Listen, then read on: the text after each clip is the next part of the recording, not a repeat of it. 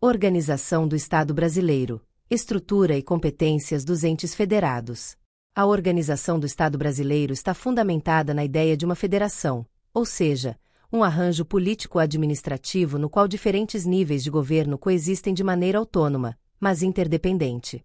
A Federação Brasileira, conforme delineada na Constituição Federal de 1988, é composta pela União, Estados, municípios e pelo Distrito Federal, cada um com competências próprias, além de capacidades para se auto-organizar, legislar, administrar e governar.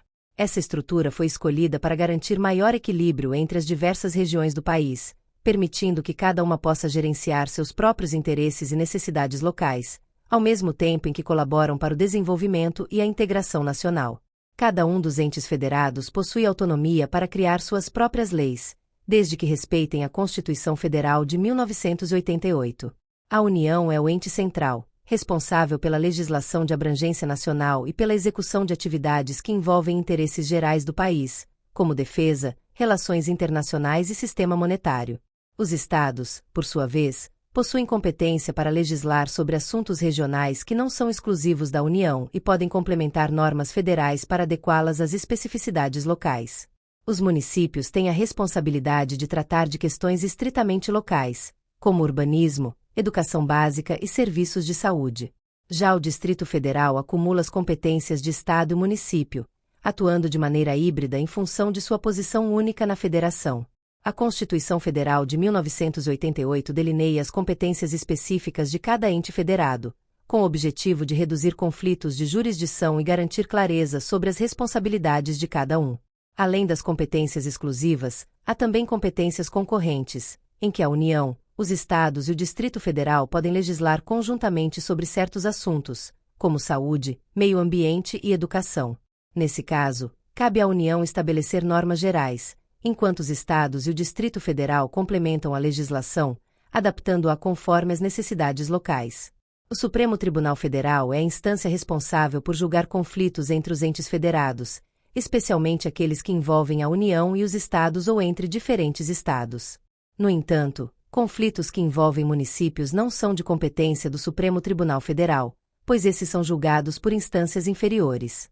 Essa divisão de competências judiciais visa assegurar que os problemas e disputas entre os entes federados sejam resolvidos de maneira eficiente e adequada, respeitando a complexidade da organização federativa brasileira.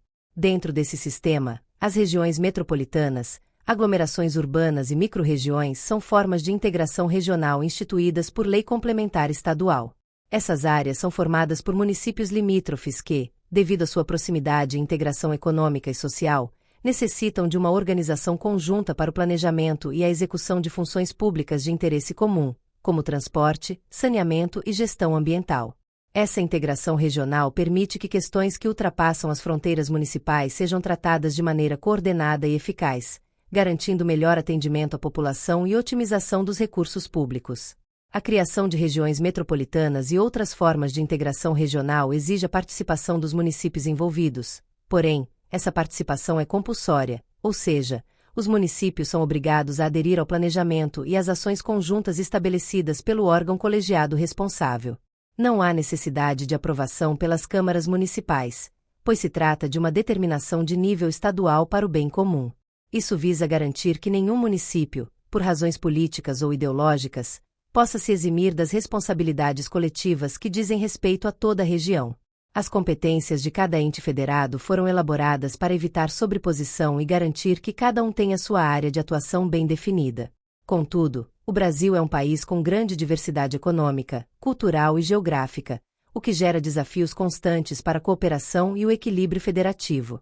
Em alguns casos, há conflitos entre as leis estaduais e federais, ou entre estados e municípios, principalmente em áreas onde as competências são compartilhadas, como a saúde e o meio ambiente. Esses conflitos geralmente são resolvidos por meio de acordos e cooperação entre os governos, mas podem também chegar ao judiciário, especialmente em temas polêmicos. Exemplos práticos da atuação conjunta dos entes federados podem ser observados em programas de infraestrutura e desenvolvimento social, como aqueles voltados para o saneamento básico e o combate à pobreza. Em muitos casos, a União disponibiliza recursos e estabelece diretrizes gerais, enquanto os estados e municípios ficam responsáveis pela execução direta das políticas, adaptando-as conforme as peculiaridades locais. Esse modelo permite um direcionamento nacional para questões estratégicas, ao mesmo tempo em que respeita a autonomia e as necessidades de cada região. A autonomia administrativa dos entes federados também se manifesta na capacidade de gestão de seus próprios recursos. A União, estados, municípios e o Distrito Federal têm autonomia financeira, o que significa que podem arrecadar e gerir seus tributos, desde que respeitem a legislação federal. Cada ente possui fontes de receita próprias, como impostos, taxas e contribuições, além de poder contar com repasses e transferências intergovernamentais, que visam reduzir as desigualdades regionais.